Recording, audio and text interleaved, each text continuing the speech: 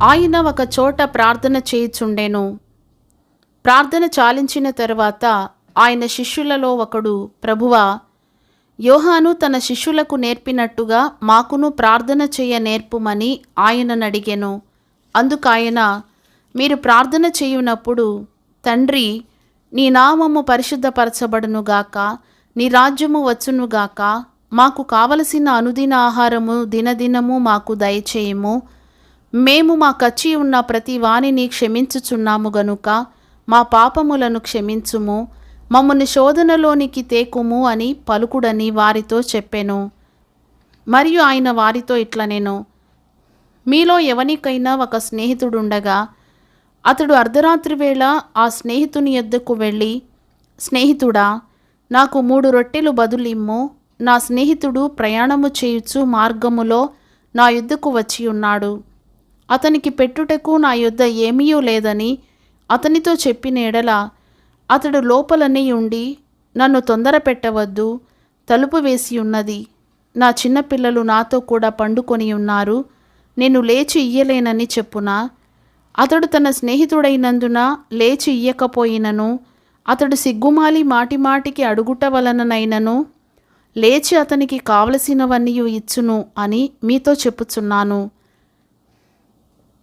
అటువలే మీరును అడుగుడి, మీకు ఇయ్యబడును, వెదకుడి, మీకు దొరకును, తట్టుడి, మీకు తీయబడును. అడుగు ప్రతి వానికి ఇయ్యబడును, వెదకువానికి దొరుకును, తట్టువానికి తీయబడునని మీతో చెప్పుచున్నాను. మీలో తండ్రి అయినవాడు తన కుమారుడు చేపనడిగితే చేపకు ప్రతిగా పామునిచ్చునా? గుడ్డునడిగితే తేలునిచ్చునా? కాబట్టి మీరు చెడ్డవారయుండియు మీ పిల్లలకు మంచి ఈవులనియ్య నెరిగి ఉండగా, పరలోకమందున్న మీ తండ్రి తన్ను అడుగువారికి పరిశుద్ధాత్మను ఎంతో నిశ్చయముగా అనుగ్రహించుననెను. ఒకప్పుడు ఆయన మూగ దయ్యమును వెళ్ళగొట్టుచుండెను.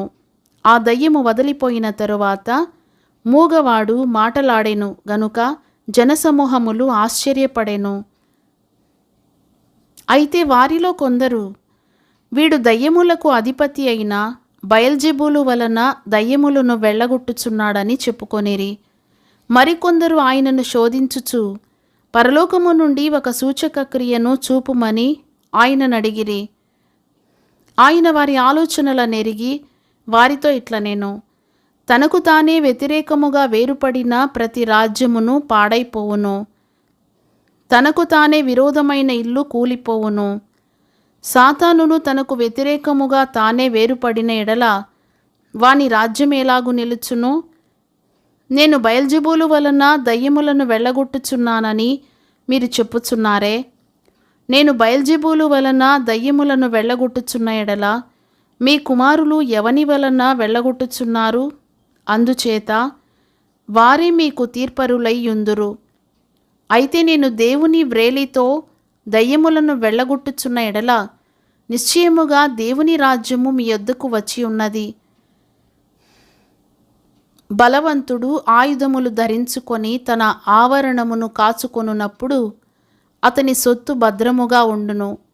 అయితే అతని కంటే బలవంతుడైన ఒకడు అతని పైబడి జయించున్నప్పుడు అతడు నమ్ముకొనిన ఆయుధములనన్నిటినీ లాగుకొని అతని ఆస్తిని పంచిపెట్టును. నా పక్షమున ఉండని వాడు నాకు విరోధి, నాతో సమకూర్చని వాడు చెదరగొట్టువాడు. అపవిత్రాత్మ ఒక మనుషుని వదిలిపోయిన తరువాత అది విశ్రాంతి వెదకుచు నీరు లేని చోట్ల తిరుగుచుండును. విశ్రాంతి దొరకనందున నేను విడిచి వచ్చిన నా ఇంటికి తిరిగి వెళ్ళుదుననుకొని వచ్చి ఆ ఇల్లు ఊడ్చి అమర్చిండుట చూచి వెళ్ళి తనకంటే చెడ్డవైన మరి 7 అపవిత్ర ఆత్మలను వెంటబెట్టుకొని వచ్చెను. అవి అందులో ప్రవేశించి అక్కడనే కాపురముండును. అందుచేత ఆ మనుషుని కడపటి స్థితి మొదటి దానికంటే చెడ్డదగునని చెప్పెను. ఆయన ఈ మాటలు చెప్పుచుండగా ఆ సమూహములోనున్న ఒక స్త్రీ ఆయనను చూచి, నిన్ను మోసిన గర్భమును నీవు కుడిచిన స్తనములను ధన్యములైనవని కేకలు వేసి చెప్పగా, ఆయన, అవును గాని దేవుని వాక్యము విని దానిని గైకొనువారు మరి ధన్యులని చెప్పెను. మరియు జనులు గుంపులు గుంపులుగా కూడినప్పుడు ఆయన ఇలాగు చెప్పసాగెను, ఈ తరము వారు దుష్టతరము వారయ్యుండి సూచక క్రియ నడుగుచున్నారు. అయితే యోనాను గూర్చి సూచక క్రియయే గాని యోనాను గూర్చిన సూచక క్రియయే గాని మరి ఏ సూచక క్రియయు వీరికి అనుగ్రహింపబడదు. యోన నినెవె పట్టణస్థులకు ఎలాగు సూచనగా ఉండెనో అలాగే మనుష్య కుమారుడును ఈ తరము వారికి సూచనగా ఉండును. దక్షిణ దేశపు రాణి విమర్శ కాలమున ఈ తరము వారితో కూడా లేచి వారి మీద నేరస్థాపన చేయును. ఆమె సొలొమోను జ్ఞానము వినుటకు భూమి అంతముల నుండి వచ్చెను. ఇదిగో సొలొమోను కంటే గొప్పవాడిక్కడ ఉన్నాడు. నినెవె మనుషులు విమర్శ కాలమున ఈ తరము వారితో కూడా నిలువబడి వారి మీద నేరస్థాపన చేయుదురు. వారు యోనా ప్రకటన విని మారు మనస్సు పొందిరి. ఇదిగో యోనా కంటే గొప్పవాడిక్కడ ఉన్నాడు. ఎవడును దీపము వెలిగించి చాటు చోటునైనను కుంచము క్రిందనైనను పెట్టడు గాని లోపలికి వచ్చువారికి వెలుగు కనబడుటకు దీపస్తంభము మీదనే పెట్టును. నీ దేహమునకు దీపము నీ కన్నే గనుక నీ కన్ను తేటగానుంటే నీ దేహమంతయు వెలుగుమయమై ఉండును. అది చెడినదైతే నీ దేహమును చీకటిమయమై ఉండును.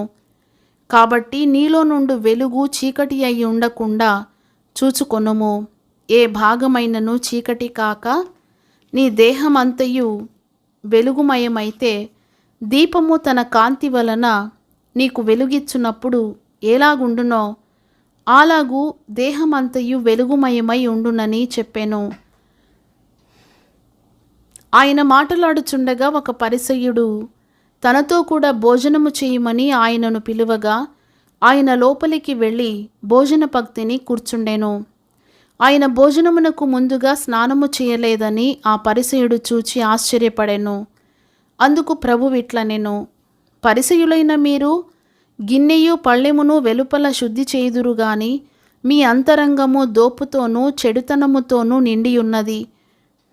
అవివేకులారా, వెలుపలి భాగమును చేసినవాడు లోపటి భాగమును చేయలేదా?